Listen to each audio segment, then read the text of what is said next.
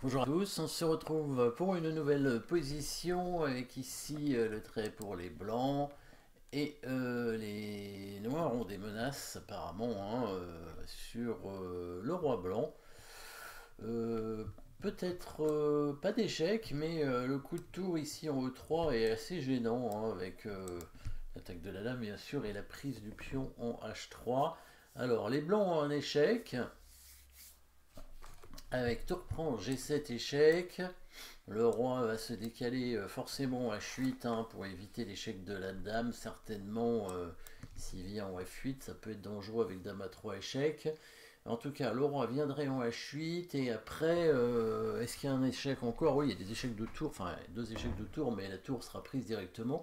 Et si la tour en plus part de la première rangée, oui, là, par contre, il peut y avoir des menaces de mat assez rapides avec les noirs. Donc, a priori, l'échec semble pas très bon. L'échec semble pas très bon directement. Et donc les blancs vont préparer en fait des menaces de mat. En fait, le coup qui va être joué dans la partie, c'est une menace de mat, mais c'est une menace de mat cachée.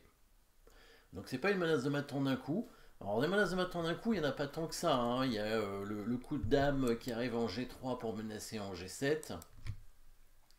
Mais les noirs peuvent échanger les dames simplement et éviter le mat. Au niveau matériel, on a dame de tour de chaque côté avec le même nombre de pions. Donc l'échange des dames ne permettrait pas aux blancs d'obtenir un avantage par la suite. Par contre, ce qu'on peut voir, c'est que la dame est sur la diagonale du roi. Et si on met la tour en D7, il pourrait y avoir la menace dame pro F7 qui est intéressante quand même. Après, c'est parable, bien sûr. Les noirs peuvent ramener leur tour en F8 ou bien même en E6 pour bloquer la menace sur F7. Les noirs n'ont pas vraiment d'échec de leur côté quand même. Il y a dame prend G1, mais ça semble pas suffisant pour créer une attaque intéressante. Non, ce serait pas assez. Il n'y a pas d'échec perpétuel non plus. Donc, mais la tour reviendrait en E6 simplement pour protéger les diagonales et bloquer la dame blanche et la partie continue. Même si les blancs prennent en G7, il y aurait toujours donc cette menace sur la première rangée qui est gênante.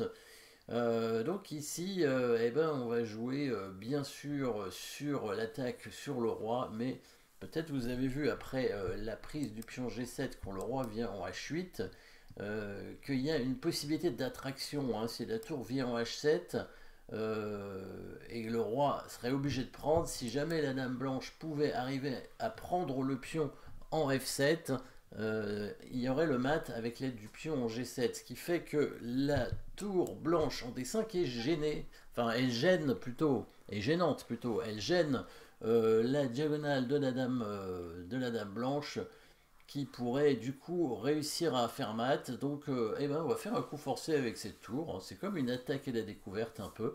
La tour va venir du coup créer une menace qui est la meilleure menace qu'elle peut faire. Et ben c'est l'attaque de la dame tout simplement. Et le joli coup invisible tour D2 qui permet d'attaquer la dame et de découvrir la diagonale de la dame blanche ici. Les noirs n'ont pas beaucoup de coups. De toute façon, il faut bouger la dame, ou alors mettre la tour devant, mais dans tous les cas, ça ne changera rien. Donc ici, il prend la tour, voilà. Tour prend G7 échec, tour H7 échec, dame prend F7 et dame G7 mat. Évidemment, s'il prenait pas la tour et s'il revenait avec son roi, c'était mat quand même avec dame prend F7. Pour que les noirs puissent parer toutes les menaces, il faudrait que leur dame puisse défendre l'une des cases importantes. La case F7 surtout, c'est la case importante à contrôler. Il y a H7 aussi si possible, mais c'est pas possible.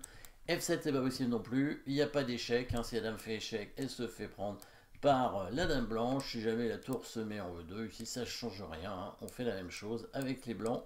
Voilà, les noirs n'ont pas réussi à parer la menace.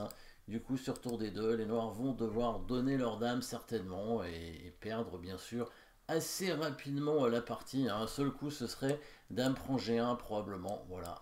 Et bon, les blancs ont une dame de plus contre une tour, bien sûr. C'est encore.